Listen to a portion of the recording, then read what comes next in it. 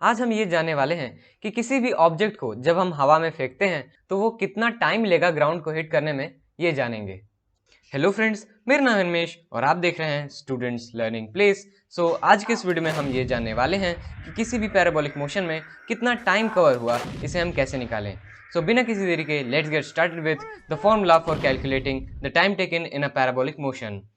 हमारे पास ये सेटअप है कि हम यहाँ पे हैं, जो कि एक ऑब्जेक्ट को u वेलोसिटी के साथ h हाइट तक और s डिस्टेंस तक फेंक रहे हैं। ये u वेलोसिटी जो है वो y एक्सिस के साथ थीटा डिग्री बना रहा है। तो अब हम v is equals to u plus a t formula लगाएंगे ताकि हमें टाइम टेकन पता चल सके। v is equal to u plus a t. Basically हम v is equals to u plus a t का y कॉम्पोनेंट निकाल रहे हैं कि y डायरेक्शन में फाइनल वेलोसिटी कितना है, y डायरेक्शन में इनिशियल वेलोसिटी कितना है, y डायरेक्शन में एक्सेलरेशन कितना है।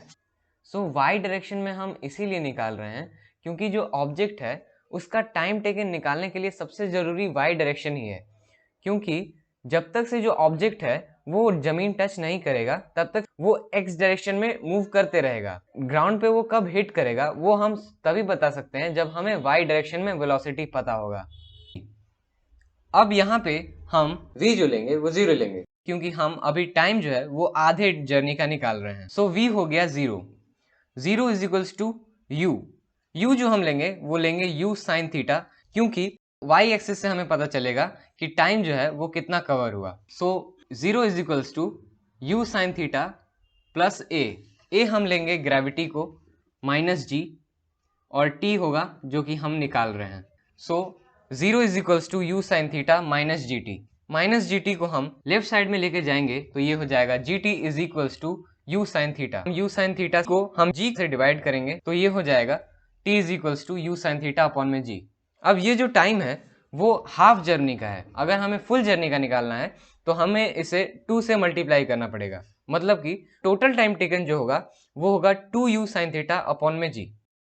हमारे पास एक बॉल है जो कि 10 मीटर्स के वेलोसिटी के साथ फेंका जा रहा है। ये y एक्सिस के साथ 45 डिग्री बना रहा है।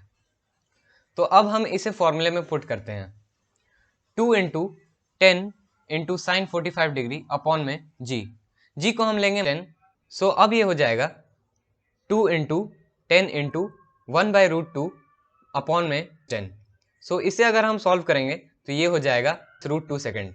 मतलब कि इस बॉल को अगर हम 10 मीटर पर सेकेंड के वेलोसिटी के साथ फेंकें और इसका जो एंगल रखें वो 45 डिग्री रखें, तब जो बॉल है वो √2 सेकेंड में गिरेगा, मतलब कि लगभग 1.41 सेकेंड में।